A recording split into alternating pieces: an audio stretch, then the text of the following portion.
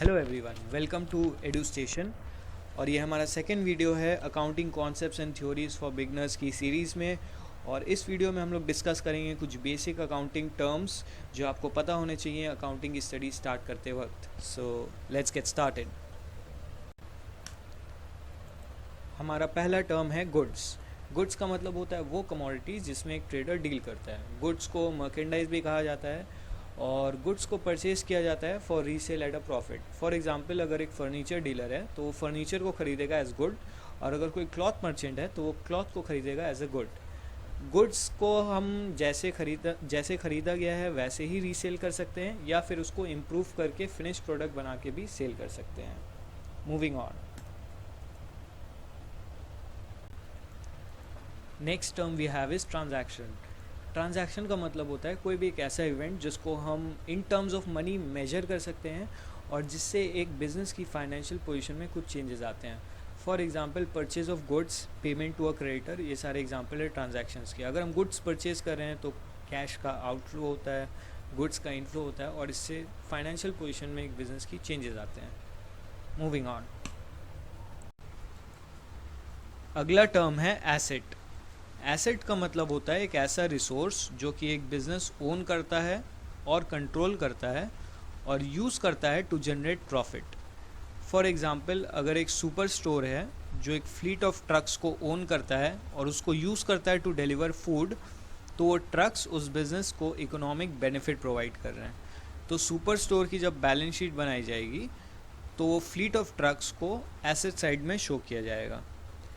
Assets को हम classify कर सकते हैं as fixed assets, current assets और फिक्टिशियस एसेट्स। ये सब हम लोग डिटेल में करेंगे आने वाले चैप्टर्स में।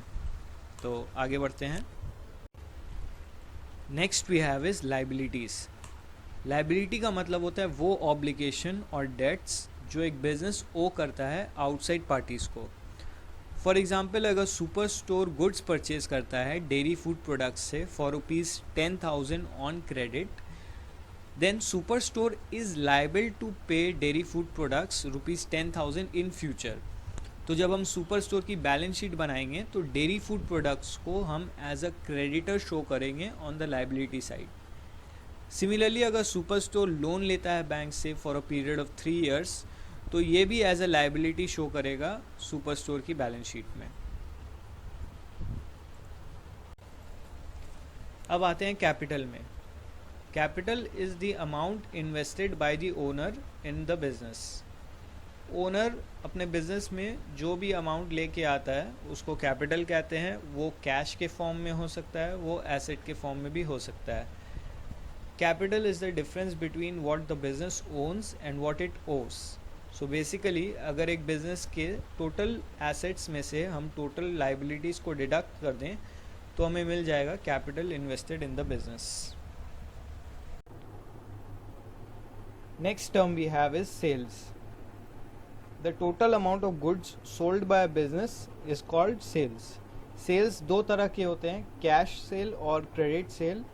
अगर इमीडिएट कैश पेमेंट होता है तो उसको कैश सेल कहा जाता है, और अगर पेमेंट फ्यूचर डेट में होगा तो उसको क्रेडिट सेल कहेंगे।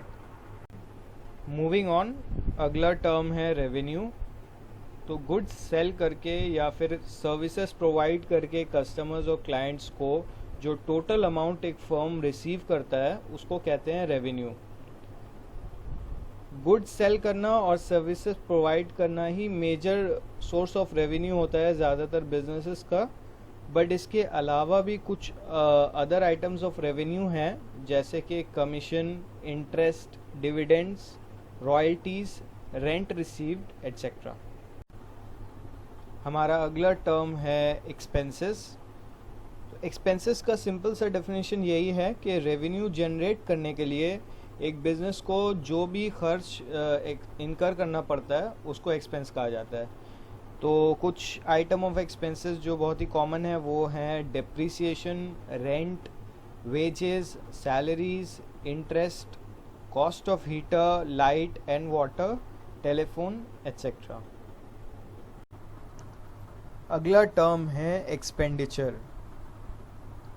तो जब एक बिज़नेस कोई नया एसेट खरीदता है या फिर कोई एक एग्जिस्टिंग एसेट को इम्प्रूव करता है या फिर कोई लायबिलिटी रिड्यूस करता है तो उस फंड्स के यूज़ को एक्सपेंडिचर कहा जाता है। Purchase of goods, purchase of machinery, purchase of furniture, ये सारे एग्जांपल्स हैं एक्सपेंडिचर के। Expense and expenditure are not the same but they are different. अगर कोई एक्सपेंडिचर है जिसका बेनिफिट एक साल में ही एग्जॉस्ट हो जा रहा है तो उसको एक्सपेंस कहा जाता है। फॉर एग्जांपल, अगर कोई बिजनेस अपने फैक्ट्री का एक साल का रेंट पे करता है तो वो benefit with in a year exhaust हो जाएगा, इसीलिए उसको एज एन एक्सपेंस ट्रीट करेंगे। ऑन दी अदर हैंड, अगर कोई ऐसा एक्सपेंडिचर है जिसका बेनिफिट लॉन्ग लास्टिंग है और कई सालों तक उस बेनिफिट बिजनेस को मिलता रहेगा तो उसको एक्सपेंडिचर कहा जाता है। For example, purchase of machinery और फर्नीचर जिसका बेनिफिट लॉन्ग लास्टिंग रहता है। Moving on, the last term we have is profit. The excess of revenue of a period over its related expenses during an accounting year is profit. एक accounting year में revenue और उसके related expenses का जो difference है उसको profit कहा जाता है।